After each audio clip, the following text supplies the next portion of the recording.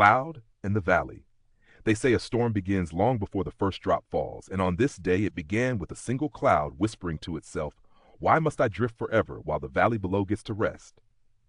High above a world of stone and soil, a young cloud named Nera floated with a restless heart. The valley beneath her always seemed at peace, still, grounded, unshakable. Birds nested there. Rivers meandered without hurry. Even the wind softened as it passed through. Nera envied it deeply.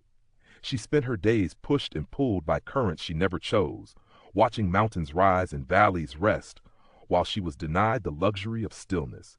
How simple it must be, she murmured, to stay in one place and never fear the sky's temper. But the valley heard her envy. Its grassy slopes rustled gently as if chuckling. "Stillness is not the blessing you imagine," it said in a voice older than time. "To stay is to endure whatever comes. Peace is earned, not given." Nera scoffed. "Endure? What could trouble a valley? You are sheltered by mountains and anchored to the earth. The world changes around you, not you." The valley did not respond. It simply waited.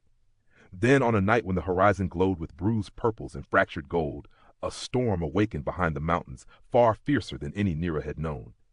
At first she felt only a shiver, a ripple in the upper winds. But soon the sky darkened, swelling with turbulent giants of thunderclouds that towered above her like roaring beasts. The storm struck the mountains first. Lightning shredded the ridgelines. Boulders tumbled like frightened cattle. Wind howled through the peaks with a fury that tore loose centuries of stone.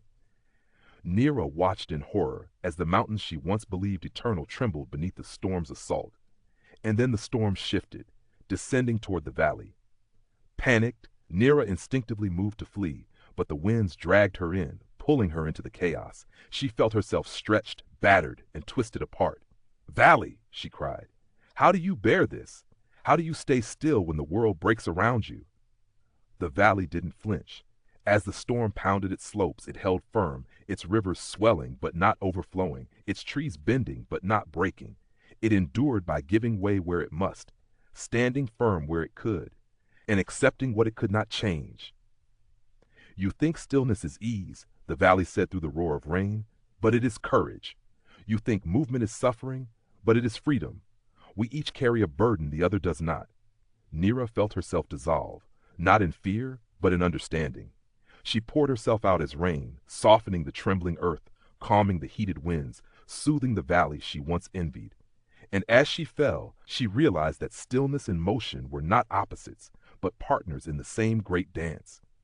By morning, the storm had passed. The valley glistened with new life, and Nera, reborn as drifting mist, rose from its surface lighter than she had ever been. She no longer envied the valley, and the valley, refreshed by her rain, whispered a gratitude she carried with her into the morning sky. Some things stand by enduring, some survive by moving, and both are beautiful in their own way. If you enjoyed this story, please like, share, and subscribe to help the channel grow.